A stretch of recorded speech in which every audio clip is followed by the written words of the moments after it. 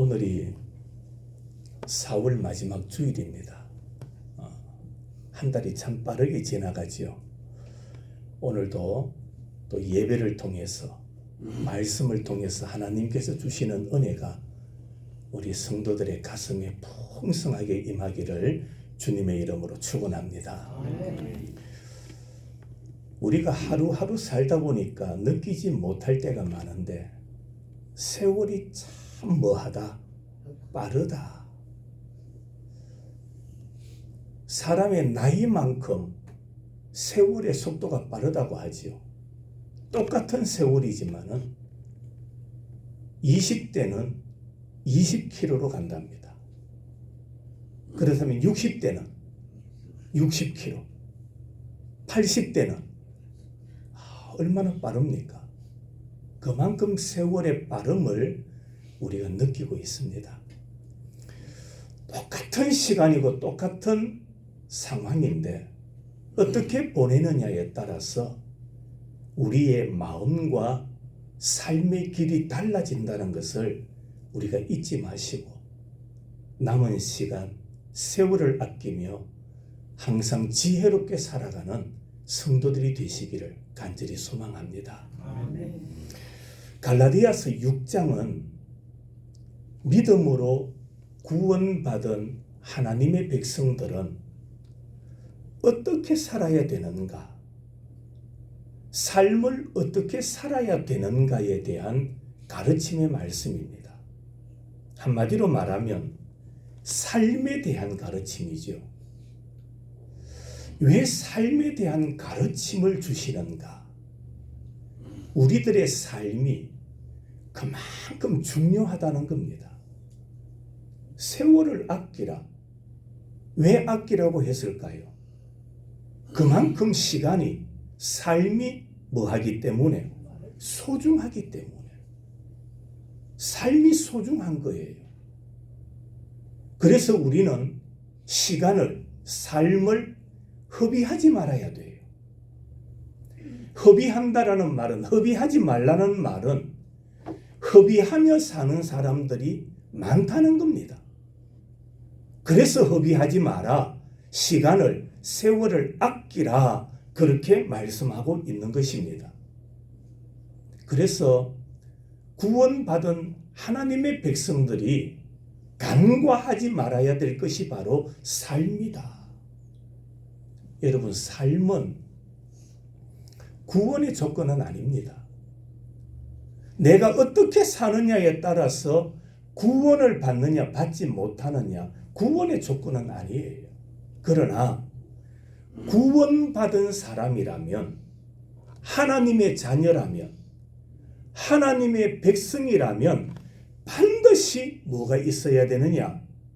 따라합시다. 삶의 변화. 구원받은 사람에게 반드시 있어야 되는 게 뭐냐? 삶이 달라야 한다는 겁니다. 삶의 변화가 있어야 돼요. 내가 교회 나오기 전과 교회 나오고 난 이후의 행동, 삶이 뭐 해야 됩니까? 달라야 돼요. 변화되어야 돼요. 똑같으면 안 된다 이 말입니다. 그래서 갈라디아서에서 우리의 삶에 대한 가르침을 주고 있는 겁니다. 예수님께서 제자들이나 그리고 예수님을 따르는 자들에게 주셨던 메시지가 뭐냐 하면, 너희는 세상의 빛이다. 너희는 세상의 소금이다. 그렇게 말씀하셨습니다. 너희는 세상의 소금이다. 무슨 말입니까? 세상 한가운데서 빛의 역할, 소금의 역할을 감당하면서 살아야 된다. 바로 그 말씀입니다. 세상의 빛, 세상의 소금의 역할, 그게 뭘까요? 어떻게 하는 것이 세상의 빛일까요? 어떻게 살아가는 것이 세상에서 소금의 역할을 감당하는 것일까? 어렵지만 쉬워요. 어떤 것이 변화된 삶이냐? 내 주변 사람들에게, 내 가까운 사람들에게 항상 착한 삶을 사는 자가 되어야 된다. 그게 빛의 삶이에요. 그게 소금의 삶이라니까요. 멀리 있는 사람 아닙니다. 여러분, 멀리 있는 사람은요, 1년에 한두 번 볼까 말까 합니다. 그런 사람은 내 삶을 몰라요. 누가 봅니까? 내 주변에 있는 사람입니다. 옆집 사람, 옆집 할배, 옆집 아주머니, 옆집 이웃. 그 사람들은 내가 하루에 일과를 시작할 때부터 하루 일과를 마칠 때까지 나의 모든 일상을, 모든 삶을 뭐 합니까? 보는 거예요. 그러니까 내 주변 사람들, 내 가까이 있는 사람들에게 항상 착한 삶을 살아가라. 그게 바로 소금과 빛된 자의 삶이라는 말입니다. 바울도 성도의 착하고 선한 삶을 자신의 주변 사람들에게 살아내야 한다. 그걸 강조하고 있어요. 여러분, 안 보이는 사람은 나를 잘 모릅니다. 안 보이는 사람은, 못 만나는 사람은 나에 대해서 칭찬이나 욕도 안 합니다. 모르는데 어떻게 칭찬합니까? 누가 칭찬합니까? 가까이 있는 사람입니다. 내 주변 사람들입니다. 내 이웃 사람들입니다. 그래서 성경은 빛과 소금의 역할을 누구에게 해야 되느냐? 내 주변에 있는 사람들, 그들에게 변화된 삶을 보여주라. 변화된 삶을 살아라. 그렇게 말씀하고 있습니다. 그렇다면 구원받은 하나님의 백성들은 어떻게 살아야 됩니까? 어떤 삶이 변화된 삶일까? 제가 오늘 몇 가지로 여러분에게 말씀드립니다. 그 첫째는 말입니다. 말. 변화된 삶의 첫 번째가 뭐라고요? 말입니다. 말은 자신의 미래를 심고 뿌리는 거예요. 우리는 그렇게 생각하지 않았어요. 그런데 성경은 말하기를 내가 하는 말은 나의 장래, 나의 미래를 심는 거다. 뿌리는 거다라고 말씀합니다. 자, 성경 한 번 더 읽어드리겠습니다. 민수기 14장 28절. 잘 들으세요. 여호와의 말씀에 내 삶을 두고 맹세하노라. 너희 말이 내 귀에 들린 대로 내가 너희에게 행하리니. 자, 보세요. 너희 무엇이? 말이 내 귀에 들린 대로 내가 너희에게 행하겠다. 여러분, 하나님은요, 우리의 말을 근거로 하여 그대로 행하시는 분입니다. 우리의 무엇을 근거로 하신다? 말을 근거로 하시는 거예요. 내 입에서 나오는 말에 근거하여 행하시는 분이 하나님이시다. 그러니까 하나님은 우리의 말을 다 듣고 계시는 거예요. 우리 속담에 낱말은 누가 듣고? 새가 듣고 반말은? 여러분, 낮이든 밤이든 하나님은 여러분의 소리를 다 듣고 계심을 깨달으시기를 바랍니다. 아멘. 우리는 그걸 의식하지 않았어요. 사람이 내 소리를 안 들으면 아무도 모를 것이다라고 여겼어요. 내가 말하면 사람끼리 하는 말이라고 생각했어요. 그런데 그 말을 사람이 들을 뿐만 아니라 누가 듣고 계시더라? 하나님이 듣고 계시더라.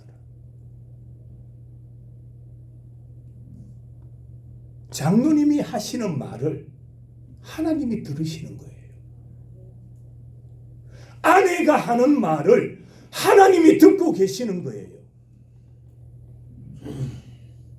하나님은 우리가 말한 그대로 너희에게 행하리라. 내가 말한 그대로 하나님은 나를 향하여 행하시겠다고 말씀하고 있습니다. 그래서 우리는 말도 어떻게 해야 됩니까? 조심해야 돼요. 주의해야 돼요. 말도 바르게 해야 돼요. 정직하게 해야 돼요.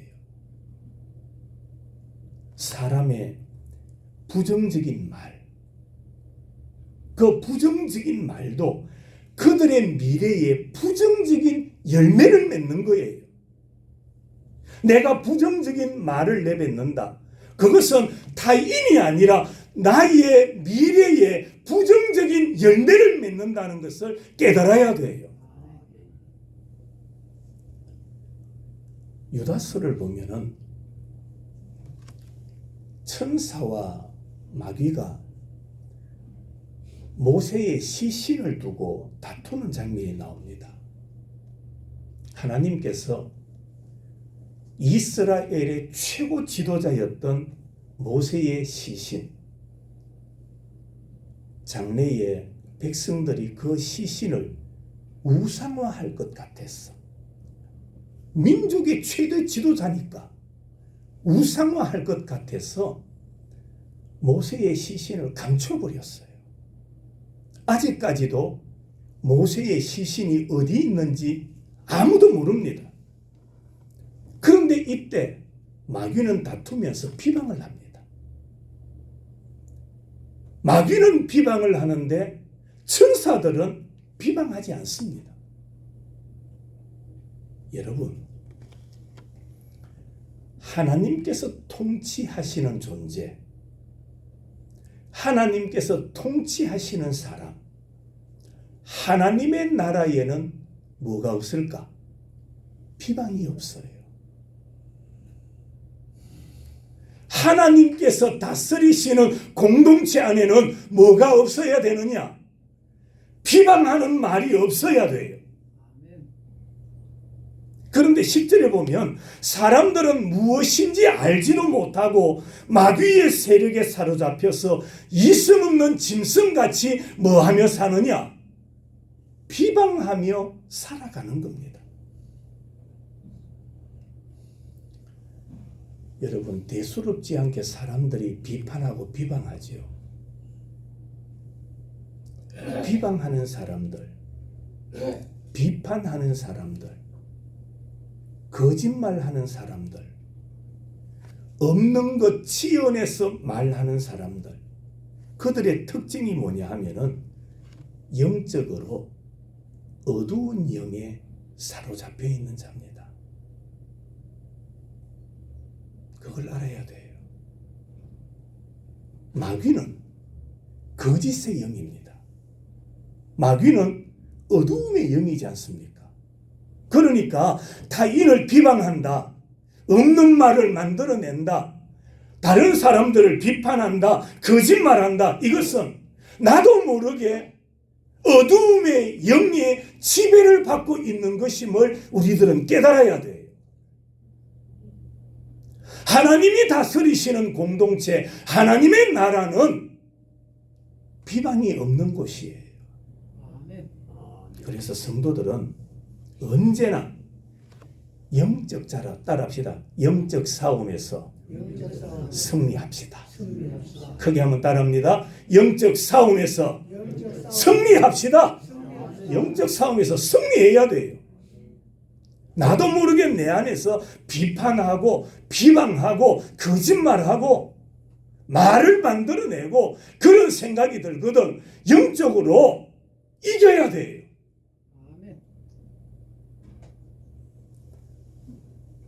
또한 우리의 말은 믿음의 표현이고 구원으로 이끄는 원동력입니다. 말은 믿음의 표현인 거예요.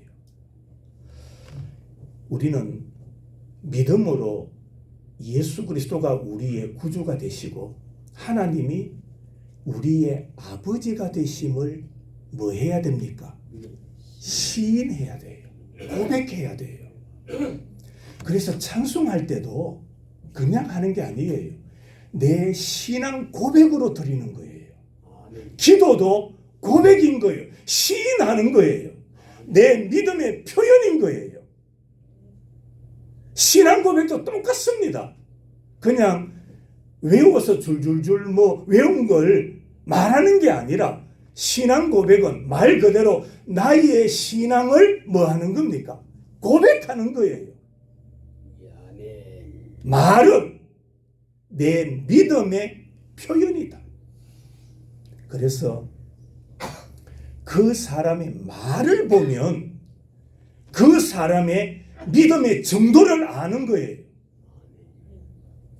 교회 오래 다녔다고 다 믿음의 말을 하는 게 아니에요. 초신자라고 불신의 말을 하는 게 아니에요. 우리는 믿음으로 말해야 됩니다. 말은 내 믿음의 신앙의 고백, 신앙의 표현이기 때문입니다. 또 하나, 말은 그 사람의 인격의 성숙도를 보여주는 거예요. 말을 들어보면 그 사람의 신앙이 얼마나 성숙했는가를 우리가 알게 되는 겁니다. 야고보서 3장에 보면 말에 실수가 없고 말이 성숙한 사람이 뭐한 자다? 온전한 자다.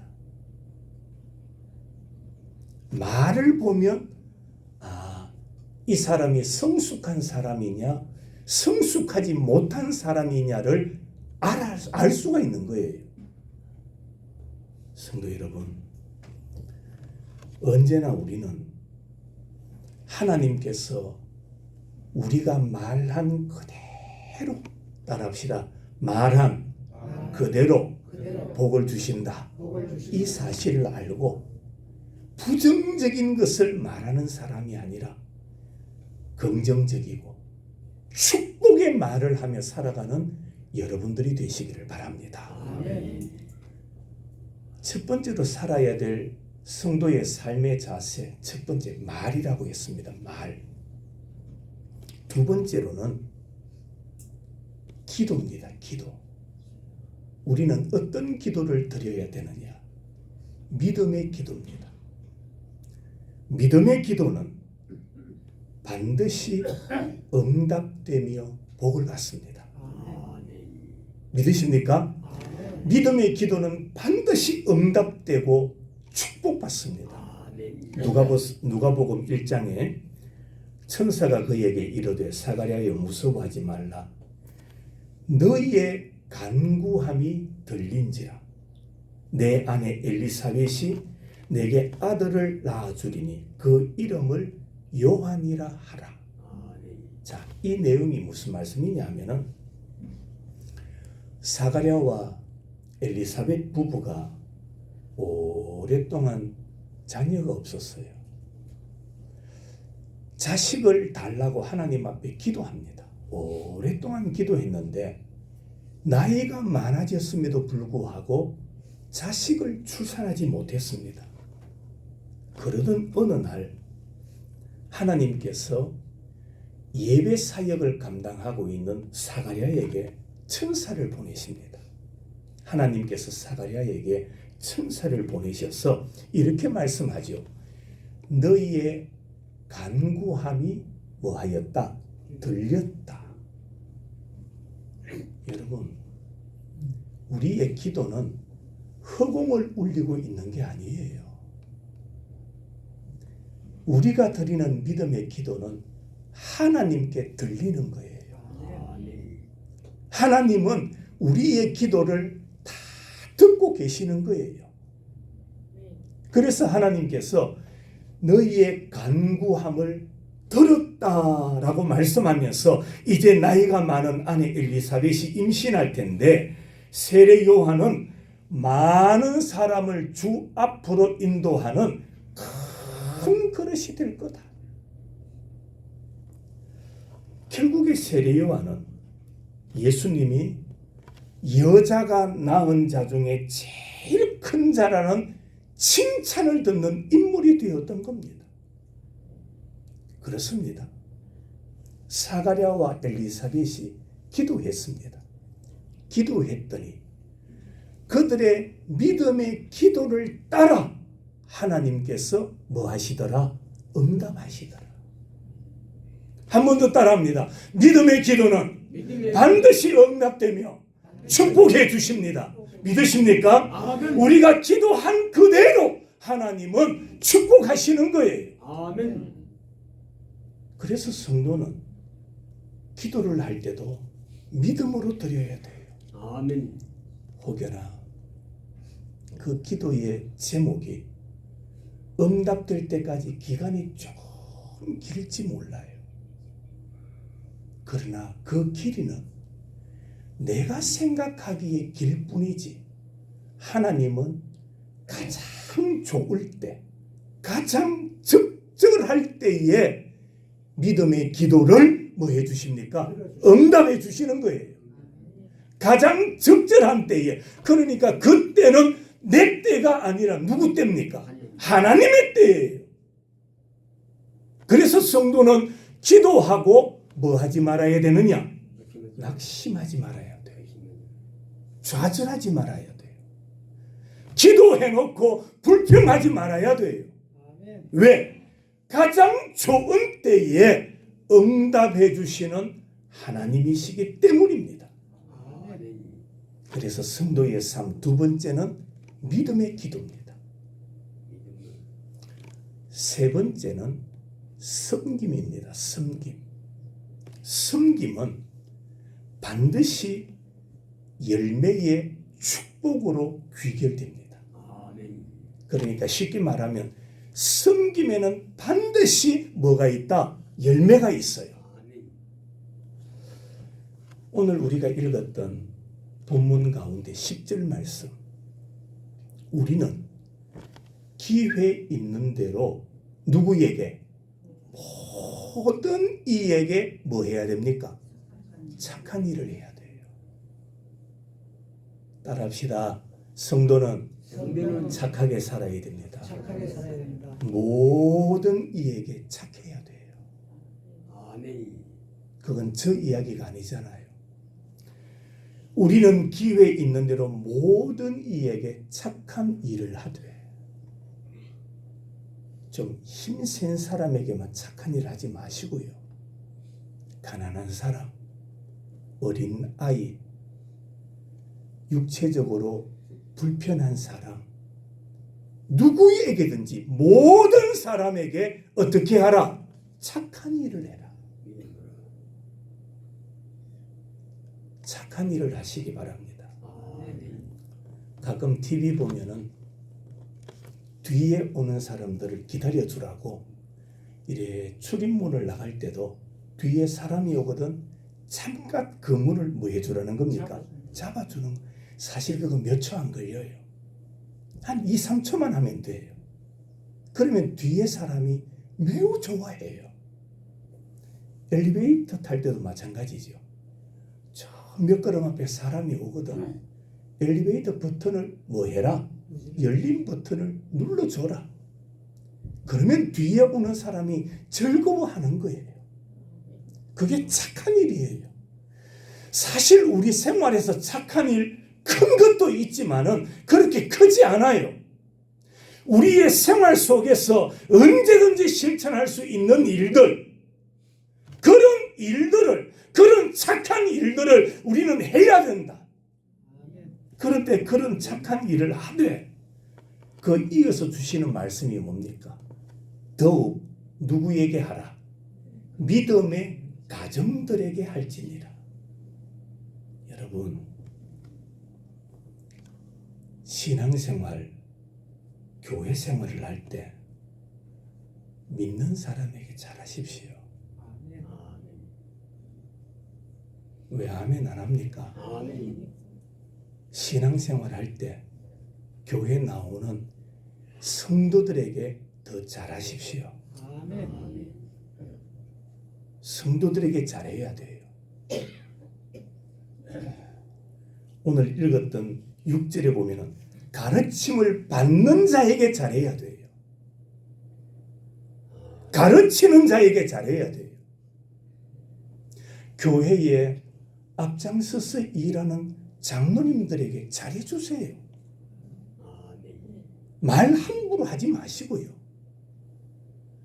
세상적으로 연령은 혹여나 장로님들이 몇 살 어리다 할지라도 교회 지도자예요.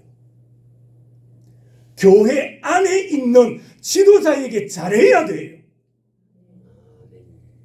그게 성경의 가르침이잖아요. 믿음의 성도들끼리 잘하시기 바랍니다. 우리는 가족처럼 매일 만나는 사람들의 소중함을 잊고 살 때가 많습니다. 매일 만나다 보니까 함부로 말하고 함부로 대할 때가 있어요. 사실 집에 갔어도 가족들에게 잘해야 돼요. 매일 만나다 보니까 그냥 소중함을 뭐하고 삽니까? 잊고 살 때가 너무나 많은 거예요. 그래서 성도는 가까운 사람일수록 잘 섬겨야 되고 교회 안에서 믿음의 사람들에게 서로 잘 섬기고 축복하고 부족한 것은 용서하고 또 덮어주는 사람들이 되어야 됩니다. 그렇습니다. 하나님은 우리가 섬기는 그대로 우리를 축복하시는 거예요. 뭐 하는 대로? 섬기는 그대로. 우리가 행하는 그대로 하나님은 복을 주시는 분입니다. 네 번째는 예배입니다. 예배. 예배와 헌신은 반드시 하나님의 임재의 축복으로 연결됩니다. 예배는 하나님께서 임재하시는 시간입니다. 요한복음 4장에 아버지께서 참되게 예배하는 자들은 영과 진리로 예배하는 자다라고 말씀하시면서 아버지는 하나님 앞에 나와 예배드릴 때 어떻게 하라고 했습니까? 참과 진리로 예배할지니라. 믿음으로 예배드릴 때 우리는 하나님의 임재를 체험하게 됩니다. 똑같이 회중들이 나와서 예배를 드리죠. 어떤 사람은 하나님께서 성령으로 역사하심을 느끼는 사람이 있어요. 마음에 감동이 생기고 마음에 기쁨이 생기고 마음에 각오가 생기고 다짐이 생기고 헌신한 마음이 생기는 거예요. 성령의 역사입니다. 성령께서 그 마음을 어루만져 주시는 겁니다. 그게 복이에요. 그런데 똑같이 예배드리지만 어떤 사람들은 성령의 임재를 전혀 느끼지 못하는 사람이 있습니다. 솔로몬을 보세요. 그는 하나님 앞에 일천번제를 드렸어요. 그 제사를 통하여 하나님께서 솔로몬에게 뭘 주십니까? 지혜를 주시잖아요. 아브라함을 볼까요? 그가 하나님 앞에 번제를 드립니다. 제사를 드렸더니 하나님께서 아브라함에게 미래의 자녀의 약속을 주셨어요. 하나님의 임재의 역사입니다. 아브라함은 민족의 신앙의 아버지로서 모든 구원받는 사람들을 대변하지요. 창세기 15장에 보면 아브라함이 하나님 앞에 제사 드릴 때에 그가 드렸던 예물들이 소개됩니다. 3년 된 암소, 3년 된 암염소와 순양, 산비둘기와 집비둘기 새끼를 예물로 드렸는데 이것은 하나님께서 하나님의 백성들이 처한 상황들을 배려하시는 거예요. 좀 많이 가진 사람은 큰 것을 드려라. 많이 드려라. 조금 부족하게 사는 사람은 산비둘기, 집비둘기라도 괜찮다라는 것을 배려하신 모습을 우리에게 보여주시는 겁니다. 자, 하나님의 아들이신 예수님을 잉태하여 태어나게 하고 양육했던 요셉과 마리아. 사실 그들은 세상적으로 큰 부자가 아니었어요. 그런데 그들은 가난한 가정이었기에 누가복음 2장에 보면 제사 드릴 때 그들이 드렸던 예물이 나옵니다. 산 비둘기 한 상, 집 비둘기 새끼 둘을 예물로 드렸어요. 여러분, 집 비둘기도 어미 비둘기도 비둘기라면 그래도 조금 크겠죠. 그런데 새끼 비둘기 둘이래요. 그 사람의 형편이 어떠하냐를 보시는 것이 아니라 그들의 중심을 보시는 하나님이시다.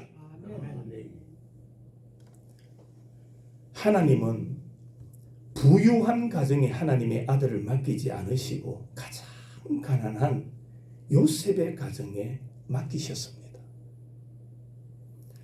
하나님은 가난한 자들의 작은 예물을 드렸다고 책망하시는 분이 아니에요.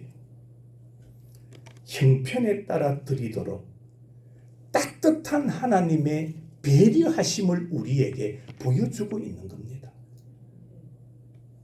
구약의 말라기 시대에 보면은 온전한 11조와 헌금을 드리지 않고 도둑질하다가 하나님 앞에 드려야 할 것을 드리지 않는 것은 뭐다?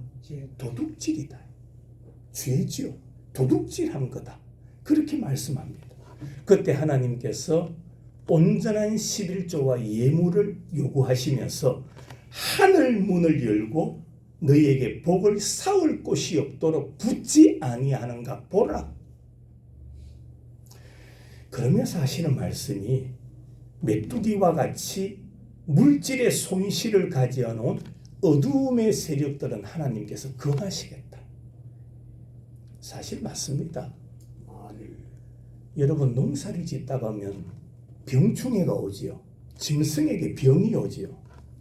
사람이 막을 수가 있습니까? 예방은 합니다.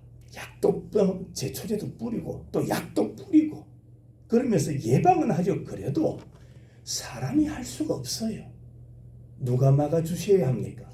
하나님이 막아주셔야 돼요. 병도 하나님이 막아주셔야 돼요. 여러분, 어두움의 세력도 하나님이 막아주셔야 돼요. 그래서 우리는 하나님 앞에 예배드리고 하나님 앞에 기도하는 겁니다. 그러면서 안 믿는 이방인들이 믿음으로 사는 사람들을 보면서 저 사람들은 복되구나. 저 사람들은 참 복된 삶을 사는구나 하는 것을 여기도록 만들어 주시겠다. 누구에게? 올바른 예배자들에게.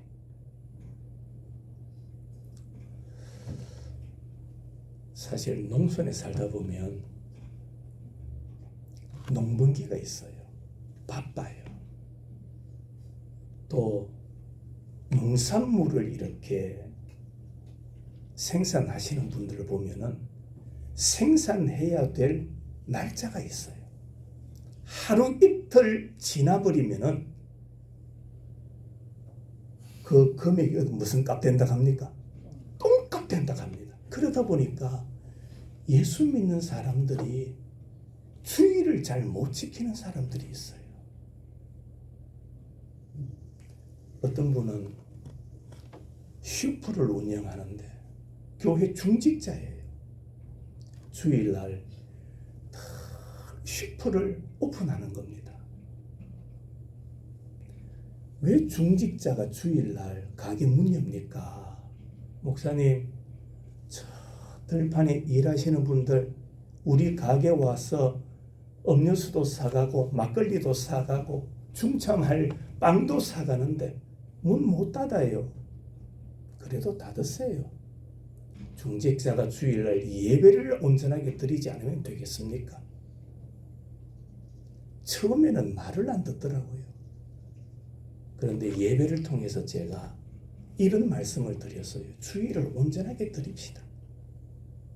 하나님께서 막아주실 것은 막아주실 것이고 하나님께서 채워주실 것은 채워주실 줄로 믿습니다. 그랬더니 이분이 그 말을 듣고는 그 다음부터 슈퍼를 닫기 시작했어요. 집사님 어떻게 닫게 되었습니까? 물었습니다. 어떻게 닫게 되었어요? 닫아야 되겠다라고 감동이 되더랍니다. 닫아야 되겠다 감동이 되어서 그래서 슈퍼를 닫았어요. 그 슈퍼 망했을까요? 안 망했을까요? 안 망하죠. 망할 리가 있습니까? 하나님의 약속은 지난주에 말씀드렸죠. 하나님이 뭐 하신다? 책임져 주시는 거예요.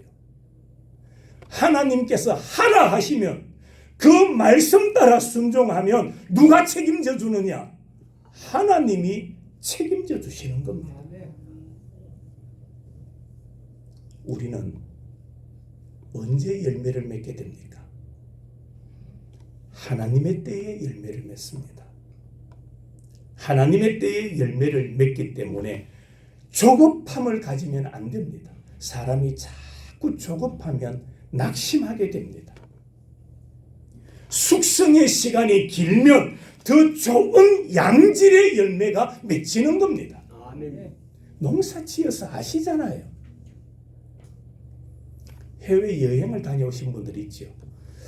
우리나라 과일들도 참 맛있는데 수입한 과일은요 숙성되지 않은 거예요. 그러다 보니까 별로 맛이 없어요. 현지에 가보세요. 얼마나 맛있는지 몰라요. 아, 이 과일이 이렇게 맛있었나? 맛이 다른 거예요. 기다리십시오. 내 때가 아니라 하나님의 때까지 기다리는 거예요. 기다림의 시간은 숙성의 시간이에요. 숙성하신 다음에 하나님께서는 더 좋은 맛을 우리를 통하여 내게 만드시는 겁니다. 말씀을 마칩니다.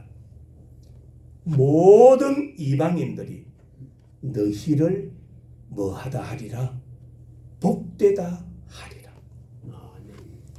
하나님은 심는 대로 거두게 하시는 분입니다. 말한 그대로 축복하십니다. 믿음의 기도 그대로 축복하십니다. 우리의 섬김 그대로 뭐 하십니까? 축복하십니다. 믿음으로 예배드리고 헌신한 그대로 복을 주시는 하나님이십니다. 우리 모두 말씀 따라 걸어가십시다. 그리하면 그대로의 법칙으로 인해 놀라운 간증이 있는 삶으로 인도해 주실 줄로 믿습니다. 기도하십시다.